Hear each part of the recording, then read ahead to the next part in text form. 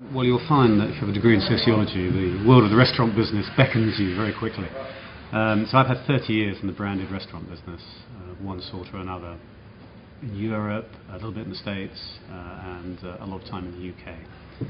And these have been private companies and public companies, and private companies that become public companies, and public companies that become private companies.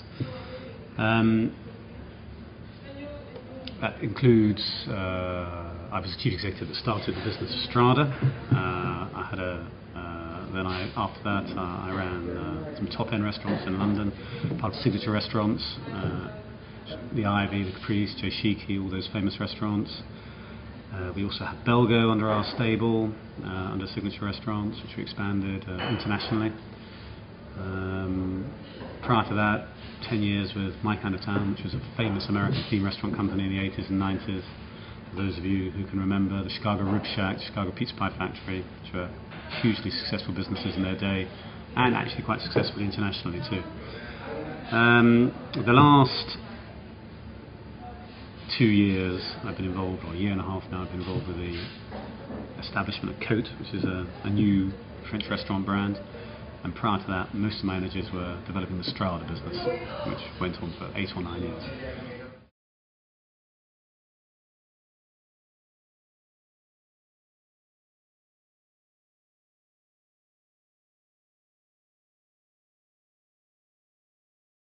We were a public company, and we had some top-end restaurants, The Ivy, Caprice, etc., and we also had Belgo, which was a mid-market Belgian restaurant chain, quite famous, that we expanded internationally.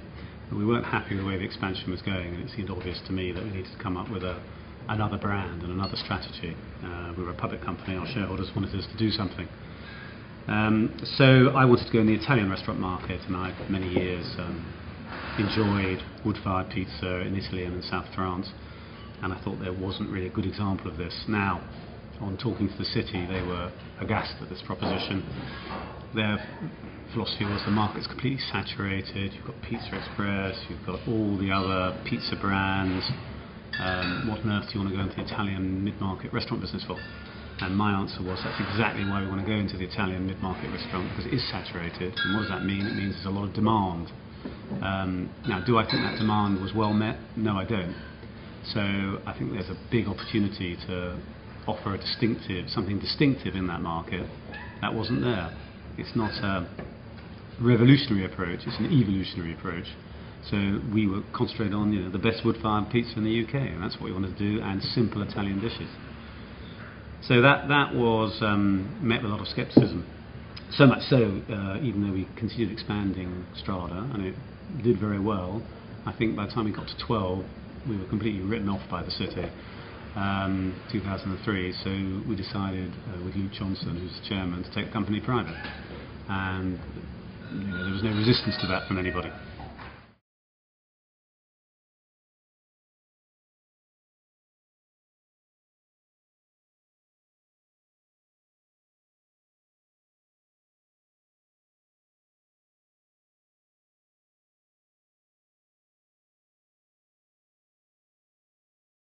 There's no point for a small restaurant company to be on the stock market. That's the first big learning point. Most of your shareholders are short term. If you're doing well, they're in. If you're not doing well, you're out.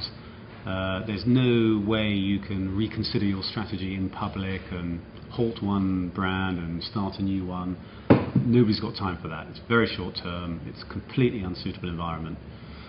Number one, that was our big learning point. Number two, when we went private, we could dispose of the restaurants that weren't meeting these are not Strada restaurants, but some of the Belgos which are underperforming, we could dispose of that without having a massive drop in our share price, which is obviously the right strategy to do. But when you're chief executive of a public company, sometimes what's the right strategy to do, you can't do in a public environment. And this is a fundamental contradiction of the stock market for small businesses, because small setbacks are much more significant in a small business than a big business. If BP stop drilling somewhere and decide, okay, we're not going to do Brazil, it's too expensive to get the oil out, no great shakes. But if 1 of 10 restaurants you decide to sell, it becomes public knowledge, it's floated in all these estate agent magazines, it can be a disaster for your share price. So it's not a suitable environment to make sensible business decisions in an expanding business where you are going to make mistakes. So taking it private allowed us to be more confident and more aggressive with the expansion of Strada, allowed us to deal with the underperforming restaurants and get rid of them, so we could focus on what was successful rather than wasting management time trying to make underperforming restaurants perform, which were either perhaps in the wrong location or the brand wasn't suitable for expansion even. So that was a great weight off your shoulders as a manager of a business.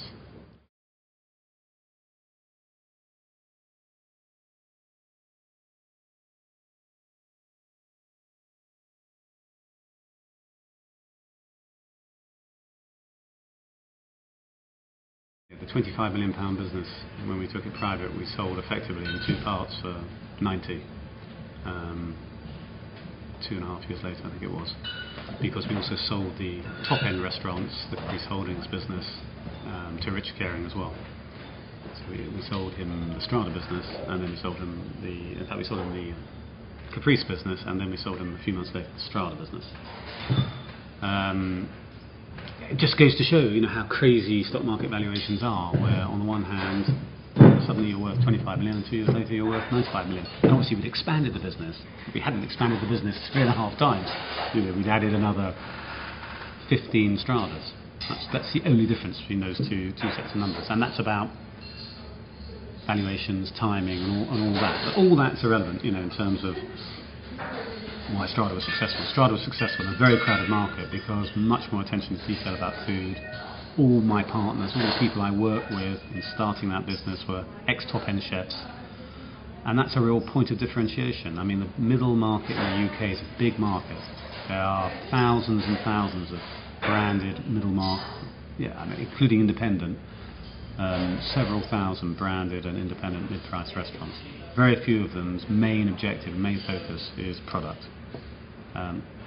Our main focus and main objective was all about product. How could we do it? How could we make it better? And the people who worked around me were all ex-top-end chefs. So it was an unusual strategy. Getting a top-end chef, Chris Benyon, who was like the principal, with me behind it, was the ex-head chef of Daphne's, a business we bought when we acquired the Ivy, or soon after acquiring the Ivy. And I went to him and said, okay, we want simple, great quality Italian food. Can you help put the menu together? He had lots of great ideas. We just brought those down a bit for the middle market from a cost point of view and a skill level point of view, but with a great commitment to quality ingredients, and suddenly that's your point of differentiation.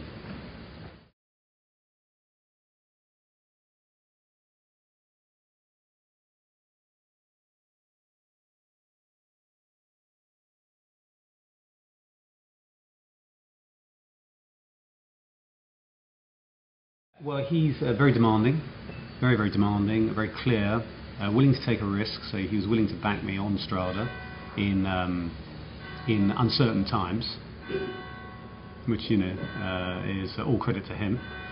And then largely hands off and lets you get on with it, as long as you hit pre-agreed targets like nearly everybody in the world. So he facilitated by allowing it to happen. So he could quite easily, in that environment, 2003 stock market valuations down the toilet, so no, let's not do any more expansion. So we did, and he was cautious, and after we sold the business to Rich Caring, we upped the expansion incredibly. But that was an appropriate time to be cautious.